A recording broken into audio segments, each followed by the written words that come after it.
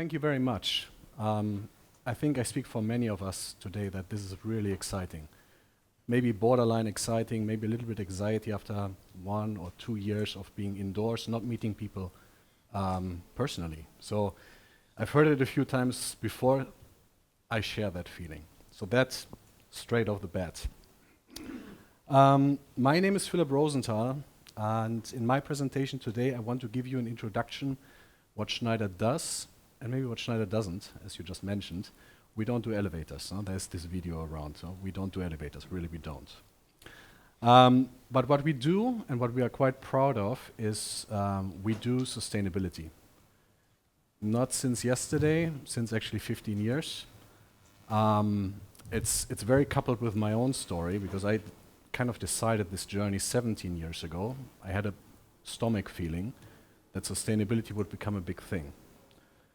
So in 2008, for example, I supported a hidden champion company in essentially peak shaving and energy efficiency measures to fund my dual master. Went then to Japan to study sustainability there.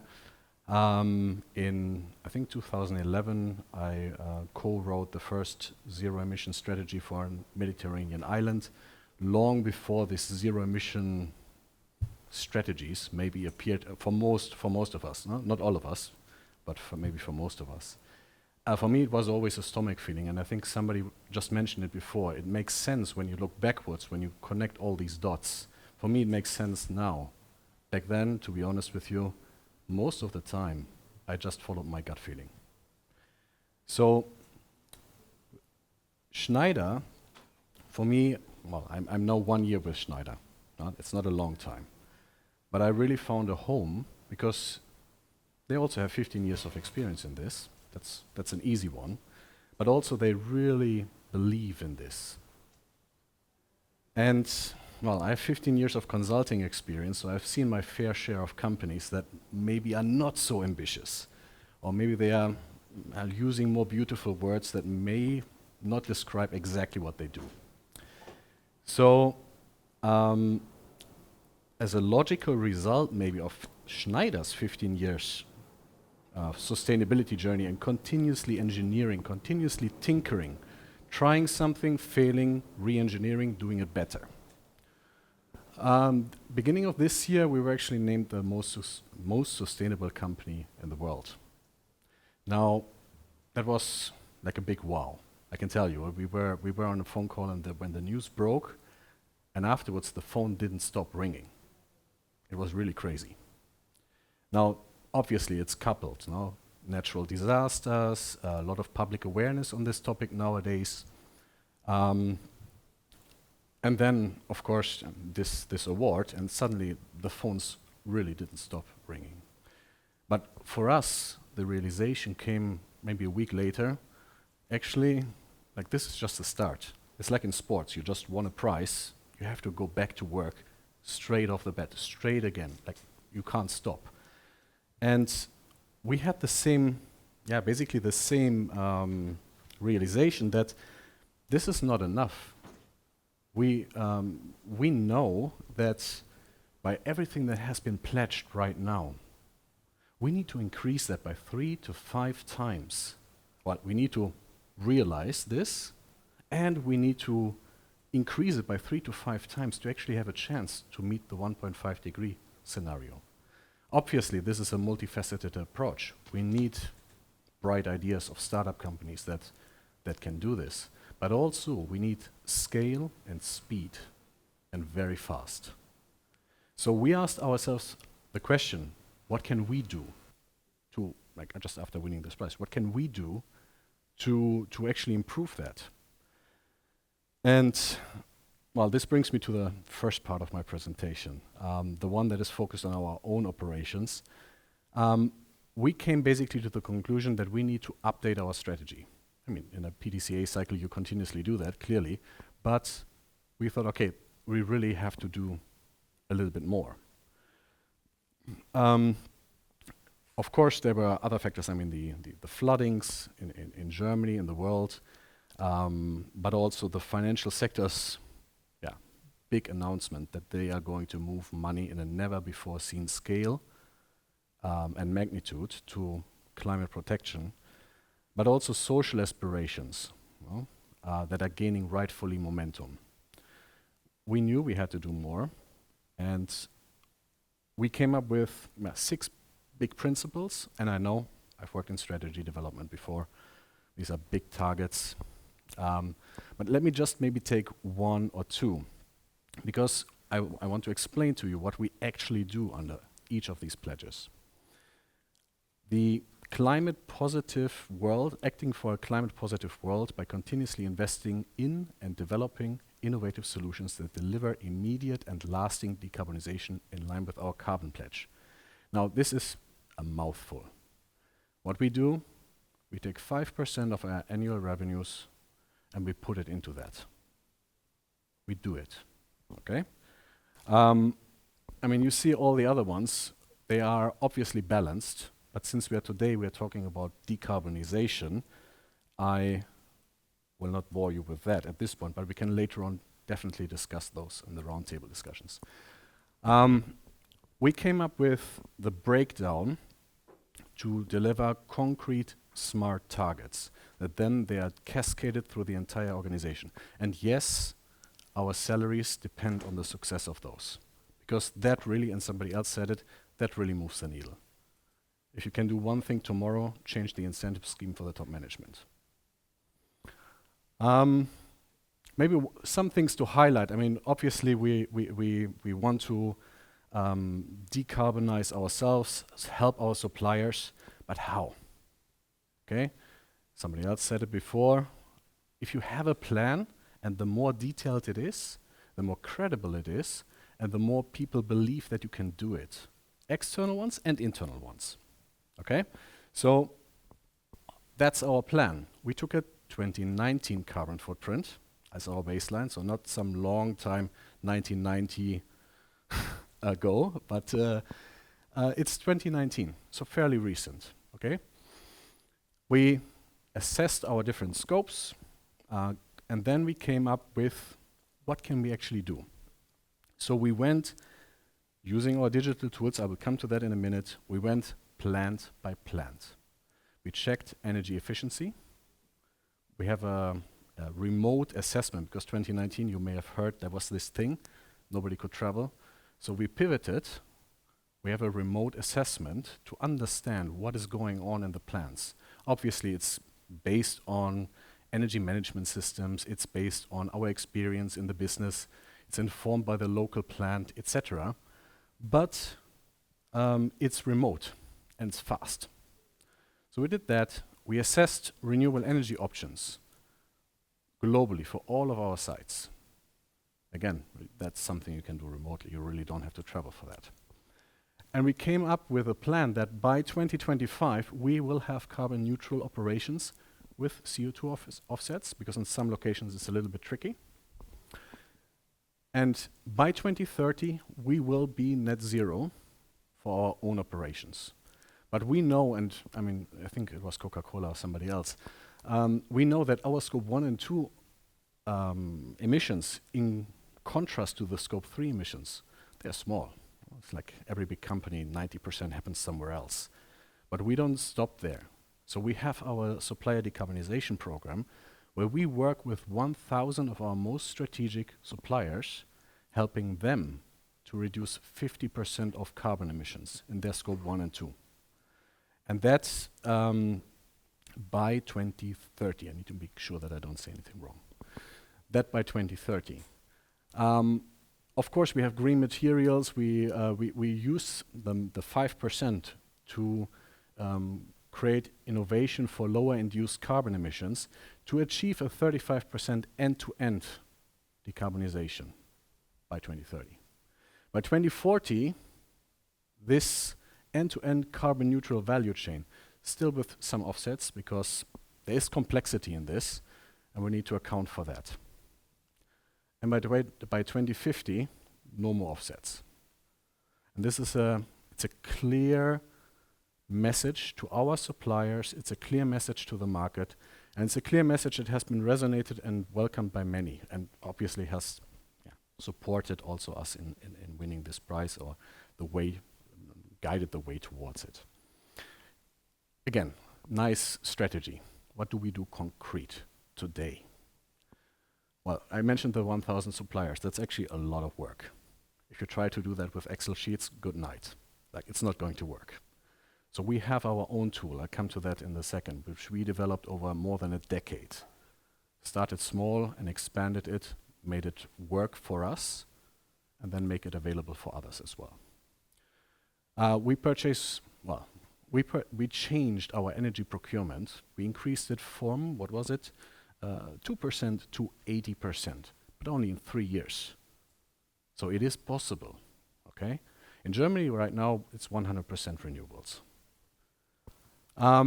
Now, that's all not very tangible. You can't touch a strategy, you can't see GHG emissions, you shouldn't touch electricity. So what do we do concretely? Well, our EUREF campus in Berlin already today meets the requirements of the federal government of Germany's requirements by 2045. So you can come there, look at how this can work in a building environment. If Berlin is too far away, we're doing the same thing in Düsseldorf. Okay, maybe in a couple of years we may do that also in Munich. So we try to come as close to you as possible. So let me know if you want a tour, I can probably organize that for you. But we know sustainability is bigger than that. And one of the concrete things that we have also taken into account, and biodiversity is the big threat that nobody's talking about at the moment. We have done as the world's first company, we have done an end-to-end assessment of our biodiversity footprint, and then came up with a plan for each site of how we can improve this. Okay? And that sounds like a lot of work. And there's one thing that all of these things have in common, and I think Ms. Alex said it before, you need to do this digitally, because otherwise, no chance. So the one thing that everything has in common is, well, we are using this, our self-developed tool. Started as a small project. As I said, we have this 5% funding.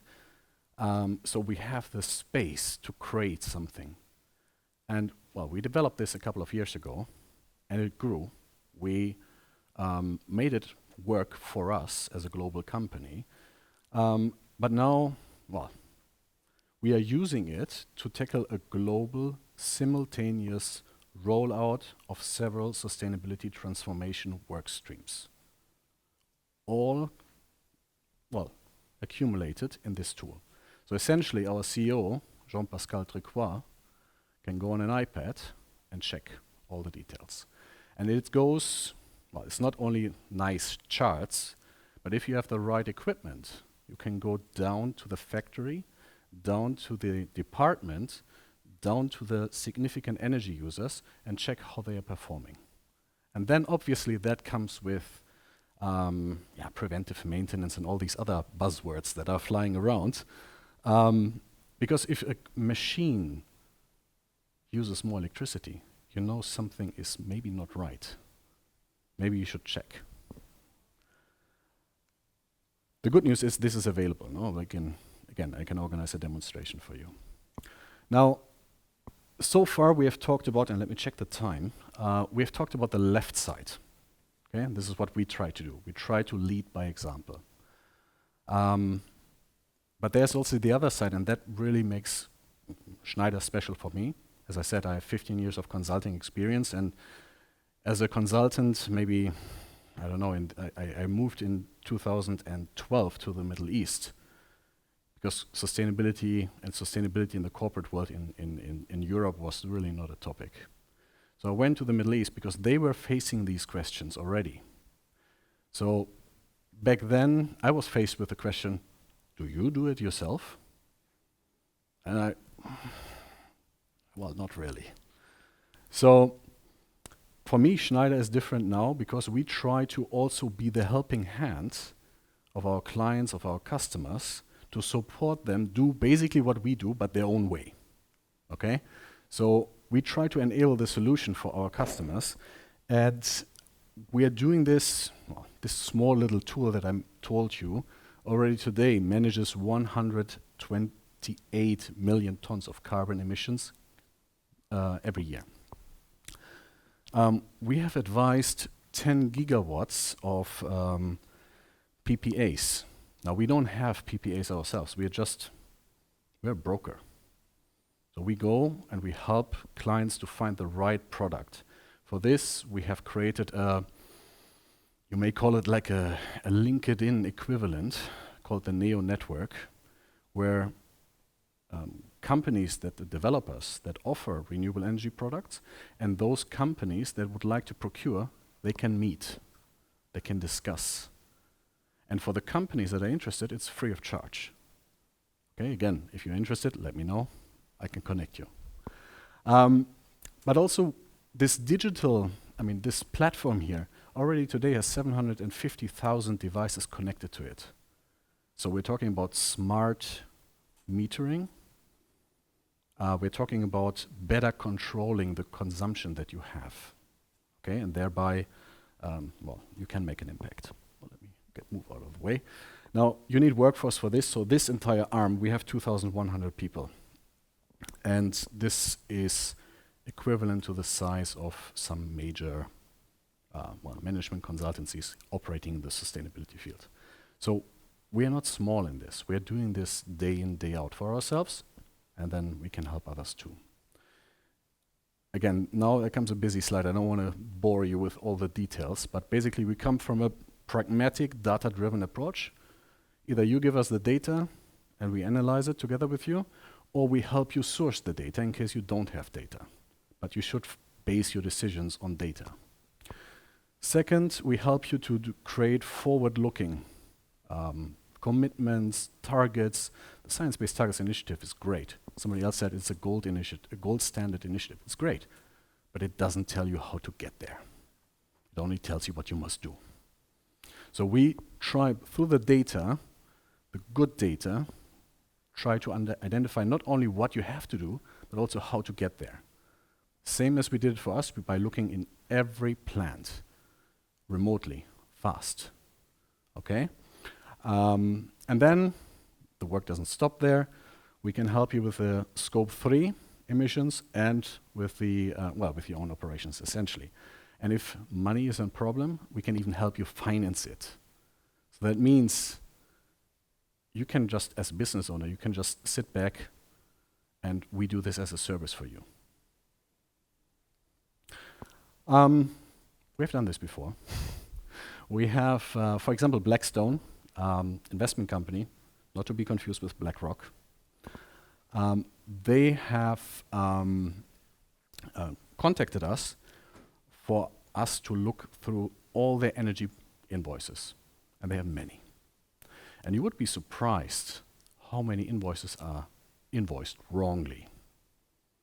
Through artificial intelligence, big data analytics, we were able to identify, and an update to their sustainability strategy, we were able to identify $100 million in savings. Okay? And this is investment, but maybe a little bit more production-oriented. Faurecia, big car tier 1 supplier to all the big car brands.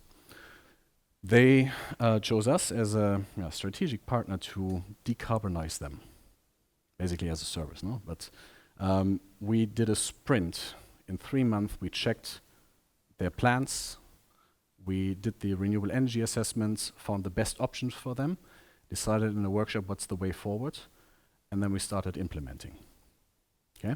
So by 2025, and you see this, time is of the essence. By 2025, scope 1 and 2 will be CO2 neutral, and by 2050, full neutrality. Okay? Obviously, from a renewable energy supply perspective, PPAs play a big factor there. My colleague Miguel, he's just out for a phone call, but he's our expert here in Germany. So if you have any questions on that, do let me know. We're actually, I think, the largest facilitator of these PPAs in the world. Obviously, we do traditional PPAs, But also we do, let's say, slightly different ones. So we do, for example, this is the, it's a consortium essentially of Philips, Heineken, Nouryon, Signify, who have formed the first pan-European consortium for a wind farm to sign on a 126 megawatt virtual PPA. It's interesting because if you yourself don't have enough, maybe some of your suppliers, some of your customers, some of your partners may be also interested. So as a group, you have enough. Now, if you take that concept and you extrapolate it, you have this, it's the Walmart case. You may have heard it, it's the project Gigaton. So gigaton is, giga, you have ton, kiloton, megaton, gigaton.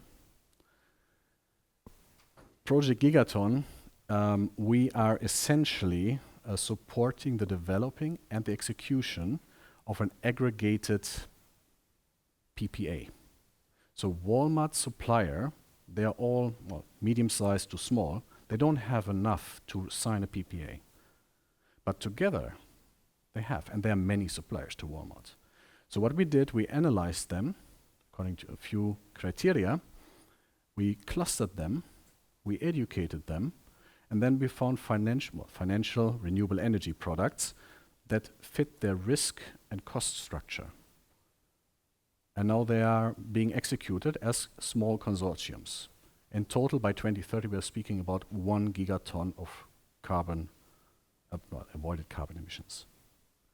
So I think when you see this, you see that scale and speed is what we need right now. And if we do these two things, I believe that sustainability pays, and pays very well, and it's an opportunity. It's not a threat.